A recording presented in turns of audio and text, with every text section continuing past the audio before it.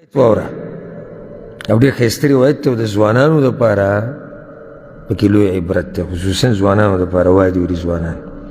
امام بخاري امام مسلم دا حدیث راوړی دی. عبدالله بن عمر وی د رسول الله وسلم په زمانه کې چې بچا خوب ولیدو، سحر به راغی رسول الله وسلم ته به خوب بیان کو، هغه به له تعبیر راویستو. وی ما ارمان وکړو چې ته خوب وینم چې ساري رسول الله وسلم ته ووایه. دا داسې نیکان خلک دي، د دوی بس بانه غواړي چې د پیغمبر سره ملاو شو او ده سره څه خبرې وکړه، خو چې دی اوس چې ما خوب ولیدو چې هغه ته یې ووایم هغه یې تعبیر راوباسي. دا ارمان دی، دا دوی ارمانونه وو. وکنت غلاما شابا عزبا، او زه ځوان وم تنکی ځوان او له واده مې نه و کړی، ځکه ما دا قصه ځوانانو دپاره اهمه ده. وكنت انام في المسجد على عهد رسول الله صلى الله عليه وسلم، او زه به د رسول الله صلی الله علیه وسلم په جومات کې ویده کېدم، کور ته به نه تله.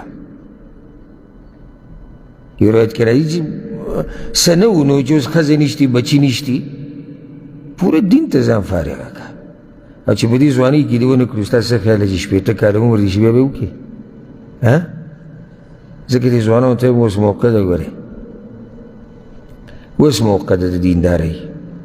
که ته دې ته پروت چې الله دله نوسي درکړي او بیا به دینداري کې، او یا دې هر جوړ دردونه شروع کړي بیا به ته دینداري کې، یا بیماریان دې راګیرې کې بیا دینداري، هغه ته بیا دینداري هغه داسې نه سم چې رضوانېږي. نو دې ځوان و نو کوم ځای کې به پروت و؟ نو جومات کې څه کول؟ چې دلته پروت یم نو رسول صلی الله علیه وسلم به اینم را اینم. نو څه یو خو د هغه درسونه به یې نونی، یو دا چې دلته به عبادتونه، نو بل دا چې د ګناهونو نه به نه یم، نو بل دا چې دلته اجتماعات ته مسلمانانو کېږي، را جمع کېږي، فیصلې کېږي، یو څه کېږي. بس ځکه د ډېر روایت هم را نقل کړي دي. بس وی هلته به پروت و. نو یې خوب مې ولید، ارمان ول الله څه کو پوره کړو. خوب مې ولید، خو ډېر ناشنا خوب مې ولیدو. وی دوه ملایک رالو، زه یې اوچت کړم ویې وړم. فذهبا بي الى النار، نو زه د جهنم طرف ته بوتلم. نو د جهنم نه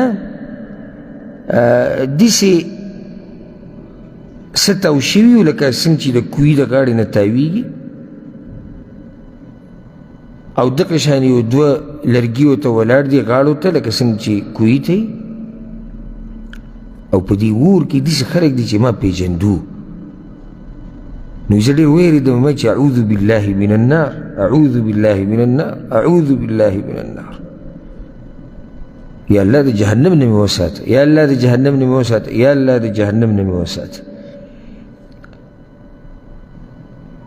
نو په دې کې یو ملک راته ووایي په دې ملایکو کې چې لم ترع، ته مه یېرېږه، دا ستا دپاره نه دی.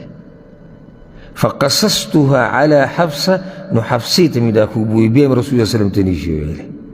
هسې حیاناک او ادبناک حیاناک دا ارمان کوو چې زه خوب وینم او هغه ته یې ووایم او هغه یې تعبیر راوباسي. خوب یې ولیدو خو خپلې خور ته یې ووایي چې هغه د رسول الله وسلم بیبي د حفصه. څه وي رسول الله وسلم ته ووایه؟ فقصتها حفصه على رسول الله صلی الله علیه وسلم. هغې رسول الله وسلم ته ووایي، رسول الله وسلم تعبیر داسې راوستو چې نعم الرجل عبدالله، عبدالله ډېر ښه سړی دی. عبدالله څه دی؟ ډېر ښه سړی. ګوره دومره هوښیار انسان دی رسول الله وسلم چې د ده د هوښیارتوب به زه تاسو ته وایي نعم الرجل عبدالله، عبدالله ډېر ښه سړی دی. لو کان یصلي من الليل، خو چې شپې ته تهجد یې کولی که نه، دی به ځان له مزه کولی. ځکه چې خبر ورته راغلی و چې شپې تهجد وکړي لږ کمزوره دی. نو ښه سړی دی، خو که ده تهجد کولی. او تیزي په څه ورکړه؟ صفت خو معنوي ده، خو انعام شو په تهجد کولو. تیزي په تهجد کولو ده، او هغه چې څه ورکړو یا څه انعام و هغه معنوي دی. نو وی نعم الرجل عبدالله لو کان یصلي من الليل.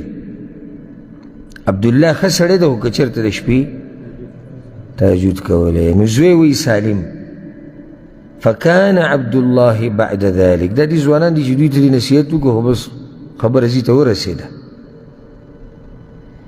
نو د دې نه بعد خپل پلار یادوي عبدالله لا ینام من اللیل الا قلیلا، د شپې به ډېر لږ ویده کېدو، نو به ټول په تهجدو کې تېرول.